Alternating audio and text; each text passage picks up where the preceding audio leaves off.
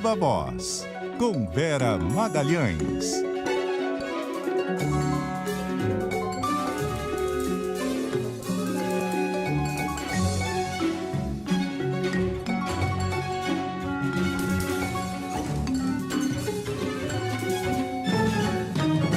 Viva Voz, Vera Magalhães, tudo bem? Boa noite, Vera.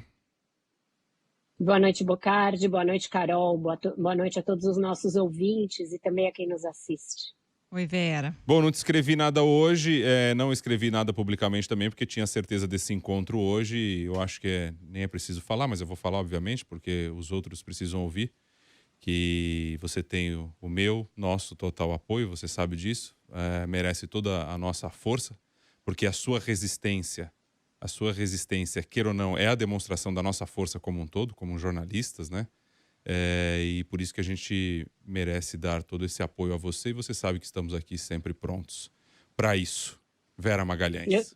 Eu sei, meu companheiro, meu amigo, minha amiga Carol, Rádio CBN, direção da rádio, fez uma nota muito cedo de repúdio. Obrigada pelas palavras, Bocardi. Obrigada também pelo apoio todo da CBN, de todos os ouvintes, pelas mensagens. Eu não vou dar conta de ler todas, nem de responder todas, mas sintam-se todos abraçados e agradecidos. Isso. Aqui também as mensagens não param de chegar desde o início do programa, como sempre tem, como é comum. Não dá para ficar citando um a um, mas deixar aí esse agradecimento em nome da Vera, de todas as mensagens que eu estou lendo aqui, que estou recebendo, do Brasil afora, dos nossos ouvintes, das pessoas que estão com a gente aqui no Ponto Final. Vamos lá. De repente, para quem... Muita gente está querendo te ouvir também, quem não teve oportunidade ainda, para saber exatamente o que aconteceu. Os vídeos rolaram, as pessoas viram, mas saber exatamente, ouvir de vocês, o que foi que aconteceu ali. Eu hoje até agradeci a falha na memória, o esquecimento. Eu não sei nem o sobrenome, não consigo nem falar o sobrenome desse cidadão. Parece que o Andreasa mais cedo fez alguma coisa nesse sentido também. Eu não vou nem falar aqui para não dar palco para gente desse nível, desse tipo. Ainda bem que a minha memória nesse sentido está ajudando. Não sei nem o nome. Me parece que é Douglas o primeiro. Fica contigo o resto.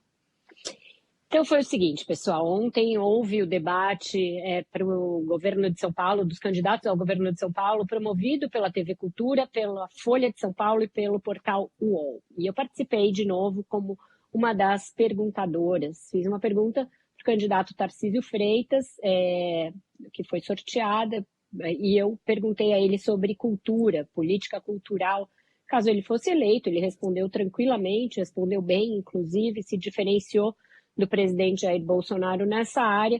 O debate já tinha terminado, eu estava sentada na primeira fila, o debate aconteceu no Memorial da América Latina, eu estava sentada lá com outros colegas jornalistas, as campanhas estavam saindo, enfim, estava nesse momento, quando, de repente, eu vejo o deputado Douglas Garcia, do Republicanos, aqui de São Paulo, já postado na minha frente e já me filmando, e dizendo: Dona Vera Magalhães, fala aqui como é ganhar R$500 mil por ano para atacar o presidente Jair Bolsonaro, o que a senhora tem a dizer, e a senhora é uma vergonha para o jornalismo brasileiro, repetindo muitas vezes a mesma frase que o presidente Jair Bolsonaro me disse no debate da Band, da Cultura.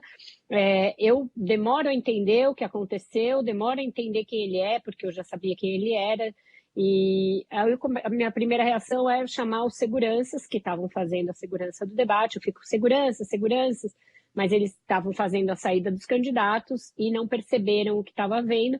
Então eu decidi filmá-lo com o meu próprio celular, como uma garantia e uma salvaguarda para a minha segurança e para a minha integridade física e também para a minha imagem, porque eu não sabia o que ele estava fazendo naquele momento. Eu não sabia se ele estava ao vivo em algum lugar com aquelas mentiras reiteradas a meu respeito, porque essa mentira, segundo a qual eu ganho R$500 mil por ano da Fundação Padre Anchieta, que é a mantenedora da TV Cultura, já foi desmentida por várias coalizões de checagem, já foi desmentida,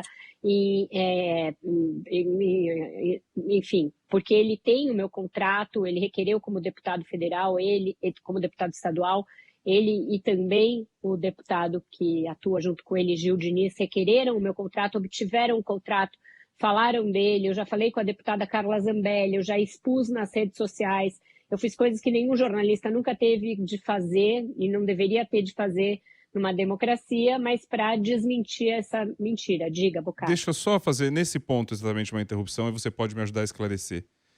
Se fosse nesse valor, ou o valor que fosse, tá? Porque eu percebo que isso é um ponto meio central nessa discussão aí. E isso você carrega isso também já há um tempo, nessa crítica. Se fosse, o que você teria a ver ou responder ou dizer relacionado a isso? Essa crítica, ou essa busca, ou o que fosse, não teria que ser a quem mantém a Fundação Padre Anchieta, a TV Cultura, ou sei lá, por que você tem que responder por isso? E se fosse, qual é o critério de escolha ou de seleção, sendo que a fundação é que determina? Ou, tem um teto previsto na legislação? Qual é? Não existe. O salário, aliás, tem um teto, porque um salário de uma fundação que é uma fundação pública, eu não sei os detalhes jurídicos aqui, ele tem um teto regido pelo teto, inclusive, acho que de pagamento de salários, enfim, eu não sei. Mas o meu salário foi negociado quando eu fui convidada para ancorar o Roda Viva, que é o principal programa de entrevistas da TV aberta brasileira, o mais antigo, o mais longevo, o mais tradicional. É um salário que está em linha com o mercado, na verdade ele está abaixo do mercado, para âncoras de programas dessa relevância. Ele tem de ser público porque é uma fundação pública e é uma TV pública, e eu fiz questão de publicá-lo assim que esse assunto surgiu. Ele é de R$22 mil por mês, então não chega nem perto de ser de R$500 mil por ano. O que eu digo é que a cobrança não tem que ir a você sobre isso. É esse que é o ponto que eu tô colocando. Mas a cobrança também recai sobre a fundação. Eu acho que o ponto não é esse. O ponto é que eles salientam isso, porque eles tentam criar uma associação que é inexistente entre a Fundação Padre Anchieta e a TV Cultura e o programa Roda Viva e o governo de São Paulo em termos editoriais. E a tentativa é me taxar de alguém que foi colocada nessa posição para atacar o presidente Jair Bolsonaro, que é mentira, porque as críticas que eu faço ao governo Bolsonaro, ao governo Lula, ao governo Dilma Rousseff, ao governo Temer, eu sempre fiz, seja na Folha de São Paulo, seja no Estado de São Paulo, seja na Rádio Jovem Pan, seja na revista Veja, seja na Rádio CBN, seja no jornal O Globo, que são alguns dos veículos nos quais eu trabalhei ao longo de 28 anos de profissão. Já tive muitas críticas por ser demasiadamente incisiva em relação a todos estes governos. E isso me rendeu já muitas críticas de apoiadores desses governos. Mas nunca houve algo dessa violência, dessa virulência, um assédio direcionado, um assédio pautado pelo presidente da República, autorizado por ele e disseminado ao longo da cadeia de comando por outros mandatários, outros representantes. Então, eu me senti na obrigação de gravar para me resguardar, e eu fui a primeira a divulgar o que tinha havido. O diretor de jornalismo da TV Cultura, Leon Serva, um jornalista premiado, uma bússola do jornalismo brasileiro, que já foi chefe ou colega de muitos de nós, que foi o moderador do debate, viu aquela cena, viu que ele insistia em me agredir, me xingar e proferir fake news e me filmar usando um celular, portanto, para me intimidar e para me assediar no exercício do meu trabalho, tirou o celular da mão dele e atirou longe num gesto ali de revolta e de defesa da minha integridade física, profissional e também do exercício livre do jornalismo. Foi isso Agora, que aconteceu. Vera, ao longo do dia todo, houve muitas repercussões, né, manifestações, representações ao Conselho de Ética da Assembleia Legislativa de São Paulo, a própria Lespe também divulgou uma nota. E, surpreendentemente, o deputado Eduardo Bolsonaro manifestou solidariedade nas redes sociais. Ele tem um embate, né, com esse deputado na disputa aí em São Paulo. Mas não sei se é maior o embate dele com esse deputado do que com as críticas que ele já fez à Vera. Parecia até o hacker, né? Quando eu li ali, falei, será que é o hacker? Alguém entrou na conta do deputado? Foram muitos ataques também. Foram muitos ataques também, só para a gente deixar registrado aqui essa transformação no pensamento do deputado Eduardo Bolsonaro. Então, esse rompimento dele com o deputado Douglas Garcia é algo recente, que diz respeito a isso, como a Carol falou, disputas locais, interesses locais, divergências quanto à condução do grupo político, mas o deputado Douglas Garcia é alguém que só tem existência pública graças ao deputado Eduardo Bolsonaro. Ele não existiria como deputado estadual se não fosse ligado e vinculado à família Bolsonaro e ao deputado Eduardo Bolsonaro em particular. Ele e o Carteiro Reaça, que é o Gil Diniz, são 2 deputados que eram da extrema confiança de Eduardo Bolsonaro, sempre foram próximos, foram eles os designados para me atacar e para fazer esse tipo de checagem em relação ao meu salário, ao meu contrato, foram até a Fundação Padre Anchieta para pedir o meu salário, pautados pelo deputado Eduardo Bolsonaro. E agora que eles estão nesse momento de rompimento, ele de fato fez esse tweet condenando a ação, dizendo que não era o momento, que não era o local, e isso se inscreve também, Bocardi, Carol, na tentativa que vem sendo feita, da qual eu tratei na minha coluna de hoje, de conter a rejeição do presidente Bolsonaro, quando as pesquisas mostram que o 7 de setembro não teve aquela efetividade que eles esperavam para ele crescer nas pesquisas e para reduzir a rejeição. Então, agora estão nesse movimento de suavizar a imagem do presidente. Aquela entrevista dele a podcasts evangélicos no início da semana se inscreve nesse movimento, e o tweet do deputado Eduardo Bolsonaro também, alguém que sempre me atacou, como o Bocardi bem lembrou, e que mesmo depois do ataque do pai dele a mim, endossou isso, disse que eu estava me vitimizando e que eu não tinha sido atacada, etc. Então ele voltou a me atacar nesse intervalo que nos separa menos de um mês do ocorrido do debate presidencial. Então é algo estratégico, circunstancial e pautado por essa decisão de reduzir a rejeição ao presidente Jair Bolsonaro. Eu acho que de outra natureza é a solidariedade do ex-ministro e candidato Tarcísio de Freitas. Ele, de fato, me deu um telefonema logo depois do ocorrido, parecia sinceramente chocado e lamentando o episódio, fez uma manifestação pública em que ele não cita o nome do deputado Douglas Garcia, mas se solidariza e repudia, e depois tomou a decisão de afastar o deputado de qualquer ato da sua campanha, porque o deputado estava lá dentro com um convite da campanha de Tarcísio Freitas, uma credencial de acesso ao local, ao plenário do debate, dada pela campanha do candidato Tarcísio Freitas. E ele premeditou o ataque a mim, porque muito antes do debate começar, ele postou uma foto com esta credencial de convidado, dizendo, já cheguei aqui para o debate, será que a Vera Magalhães vem hoje? Isso está na ação que eu ajuizei, né, contra ele. Claramente foi lá para isso.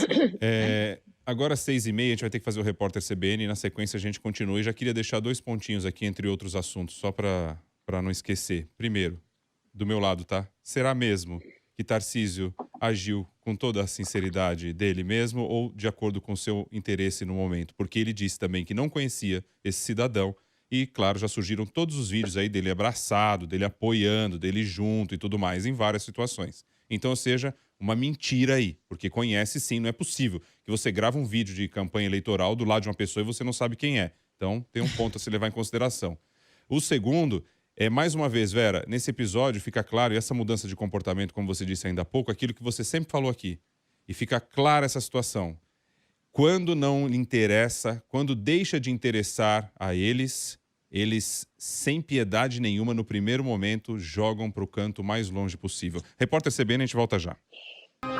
De volta então com Viva Voz, Vera Magalhães. E aí, só para complementar a última fala minha ali, tem muito a ver uma mensagem que chega aqui pra gente É claro que é um certo exagero, mas vale a reflexão do Fábio de São Paulo. O candidato Tarcísio de Freitas também vai barrar a participação do presidente Bolsonaro na sua campanha, assim como fez com o deputado, porque não foi praticamente a mesma postura adotada entre eles. Ele deixa essa questão aqui. Tem um certo exagero, mas faz um certo sentido também, só pra gente poder deixar as coisas bem alinhadas aqui. A minha ressalva, quando eu disse que era de outra natureza, é porque eu de fato senti que havia sinceridade quando ele me ligou e ele se solidarizou, e porque eu reputo o candidato num lugar de alguém que preza pela democracia. Dito isso, alguém que tem passado técnico, que tem aí toda uma carreira acadêmica, uma carreira no serviço público técnica, e que se lança na política com um grupo que é violento, que é sabidamente antidemocrático e que faz do ataque à imprensa uma das ferramentas para exercer essa maneira violenta e antidemocrática de fazer política, essa pessoa tem aí um problema de contradição intrínseca ao seu exercício político. E eu disse isso para o ministro Tarcísio Freitas no telefonema, deixei isso claro, que eu achava que quem condescende com esse tipo de prática está, sim, também contribuindo para ataques à democracia. E eu disse isso para ele, então não estou sendo desleal ao dizer isso aqui, e é como eu penso, e não vale só para ele, vale para toda e qualquer pessoa que passa pano para ditaduras, que passa pano para ataques à imprensa, a depender do lado do espectro ideológico em que está. E ele tem também a sua candidatura muito dependente da do presidente Jair Bolsonaro e da decisão do Bolsonaro de lançá-lo. Mas eu vejo aí uma crise interna nessa candidatura. Ontem, no primeiro bloco do debate, alguns responsáveis pela comunicação da campanha do Bolsonaro saíram insatisfeitos com o desempenho do Tarcísio. O fato dele estar delimitando diferenças no modo como ele pensa em relação a vacinas, em relação à cultura, isso já está irritando a campanha do presidente. Esse afastamento, eu apostaria, tende a ser maior caso ele seja eleito, e ele já tem ao seu redor alguém que tem a tendência a ser um cacique político e que está já próximo ali para tentar ser o novo cacique do Tarcísio, que se chama Gilberto Kassab. O apoio do Gilberto Kassab ao Tarcísio foi um apoio ali meio de última hora, ele estava muito sem ter para onde ir, mas caso o Tarcísio seja eleito, já há movimentos, eu já enxergo esses movimentos, eu acho que eles vão crescer, para que Tarcísio passe a ser mais um kassabista que um bolsonarista. Mas isso é um capítulo para depois de 2 e 29, 30 de outubro, porque a gente não sabe ainda se ele vai ao segundo turno, a gente não sabe se ele vai ganhar a eleição, mas esses movimentos na política tendem a ser muito rápidos, não tem vácuo de poder e de influência, e Gilberto Kassab é um antigo mestre da política, ele vê esses espaços e ele sabe se colocar nesses espaços. Ô Vera, não sei se você quer acrescentar mais alguma coisa sobre esse tema, o Bocardi, mas queria falar sobre o 7 de setembro, porque a campanha do Bolsonaro declarou os gastos com aqueles eventos, disse que foi só de R$30 mil, mas está faltando coisa aí, né? Carro de som, tudo que devia entrar como doação não apareceu. Que eu falei aqui, cantei a bola no mesmo dia. Se isso não aparecer como doação, tem um crime eleitoral aí sendo cometido, porque o presidente nos 2 eventos fez discurso de candidato, atacou adversários, pediu votos para sua candidatura, disse que era ele o representante dos cristãos, dos conservadores, etc. Portanto, eram eventos de campanha assim caracterizados. Então, pelo menos o caminhão de som e a estrutura dos eventos tem de ser determinada como doação, e pode acontecer, como o TSE já se manifestou, de que aqueles atos foram atos de campanha, inclusive determinou que a TV Brasil tirasse conteúdo do ar, que o Bolsonaro não pudesse usar no horário eleitoral, etc, etc. Pode ser que venha alguma determinação de que o PL, partido do presidente, também tenha de ressarcir os deslocamentos de Bolsonaro e os gastos com segurança do presidente nesses eventos, pelo fato de que ele fez um evento híbrido entre evento oficial e público. Mesmo se a gente fosse chutar por muito baixo, R$30 mil para eventos daquela magnitude, estão de brincadeira com o eleitor, né? Não paga não vamos nem entrar na questão aérea, você imagina, não paga o estacionamento do avião. Olhe lá, imagina. Gente, nem festa de casamento você faz com R$30 mil hoje em dia, né? Quem organiza festa aí sabe quanto é que custa uma festa de criança, festa de casamento. De criança, se bobear, cara. Se bobear, dependendo do aniversário, custa isso aí também, né? É caríssimo. Imagina se aquilo custou R$30 mil. Sem chance. Vera, o The Guardian fez aí um editorial criticando o Bolsonaro, ou pelo menos colocando como um risco, não é?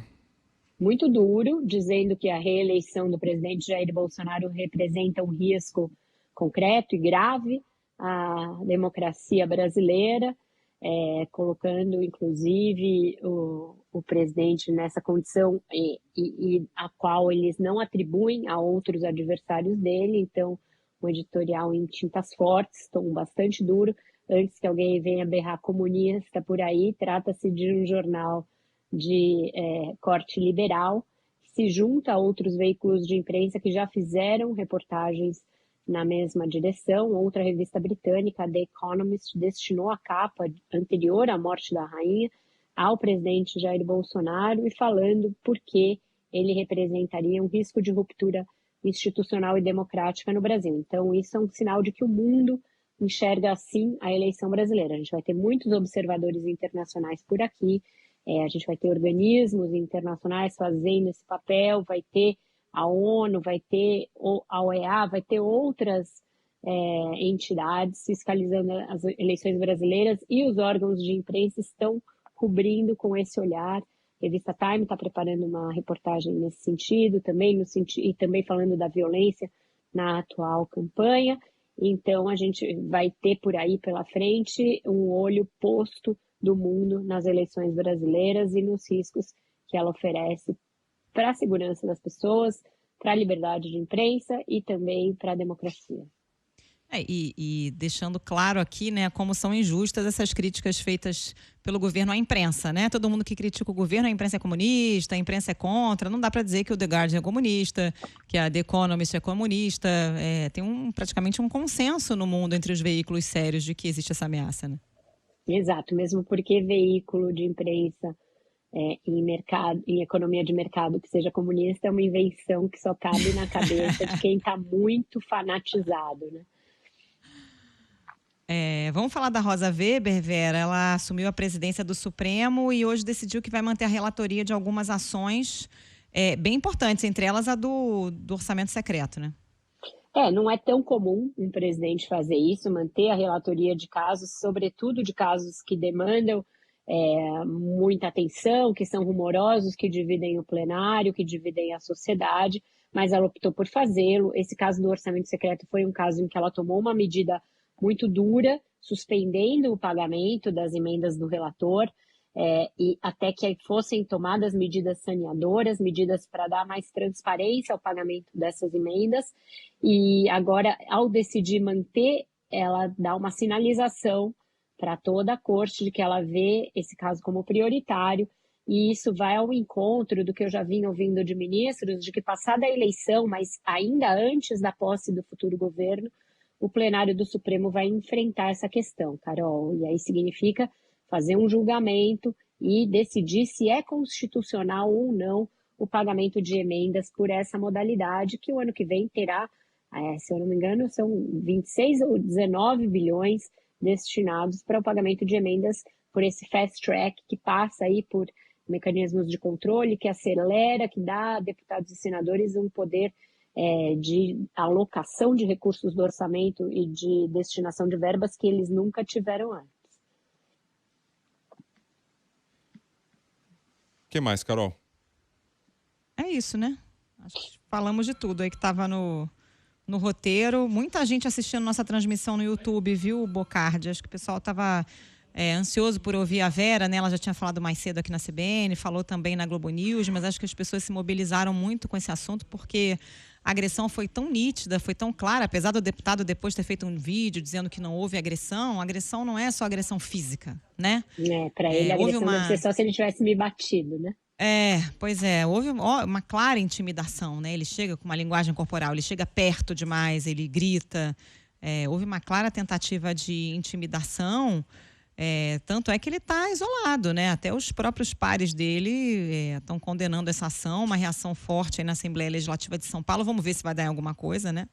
No Conselho de Ética, mas a Alesp já divulgou uma nota, então acho que a reação foi também do tamanho que merecia, né? Porque é um absurdo, é um escândalo alguém que está ali exercendo seu trabalho ser acossado dessa maneira, né, Vera? Mais uma vez aqui a nossa solidariedade, já tinha manifestado aí nas redes, muita gente também comentando, mas não quer demais falar. Lembrando que na Assembleia Legislativa de São Paulo, né, a gente tivemos 2 casos recentes, né? Um com aquele deputado...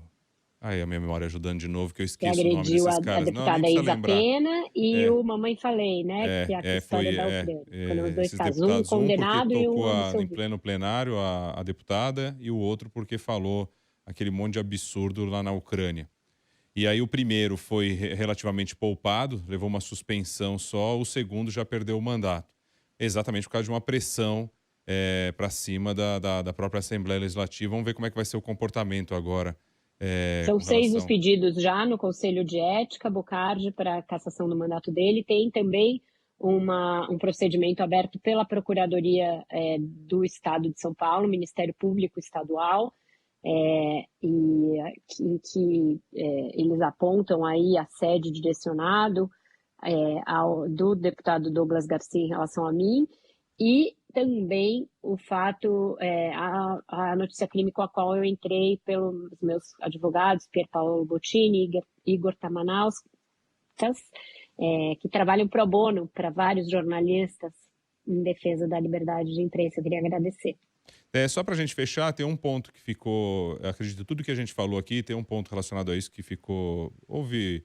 Algumas pessoas chegaram a falar sobre isso, comentar no decorrer do dia. Eu acho que vale um pouco a gente complementar. Que é com relação a... Porque sempre há aquele que surge para fazer o questionamento, né? O questionamento do seu comportamento, da sua atitude na hora.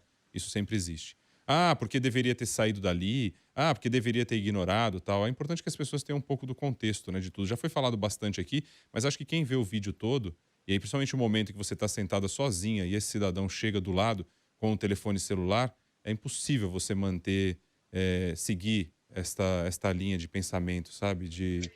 Porque eu primeiro chamei a segurança, mas como eu disse, a segurança estava mobilizada fazendo a saída do debate e não me ouviu. Quem estava ao meu lado eram os jornalistas, o Thiago Erdi, do UOL, e o Taiguara, repórter da Folha de São Paulo. E ele não parava e eu não sabia se ele estava ao vivo ou não, Bocardi. Se eu fugisse, eu ia dar a narrativa que ele queria.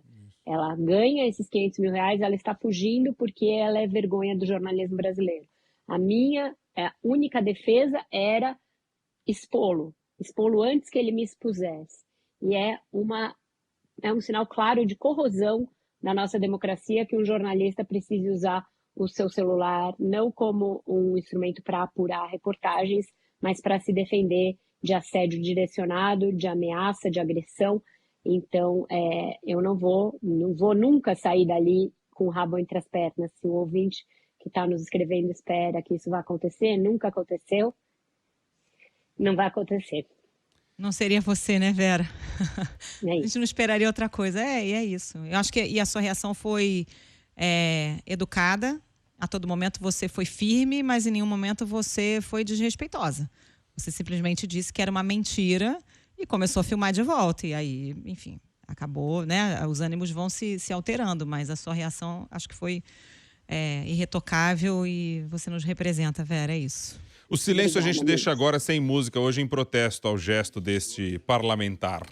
Obrigado, Vera Magalhães, viva a voz, boa noite para você. Beijo, Vera, vai descansar. Também, um beijo. Até mais. Tchau.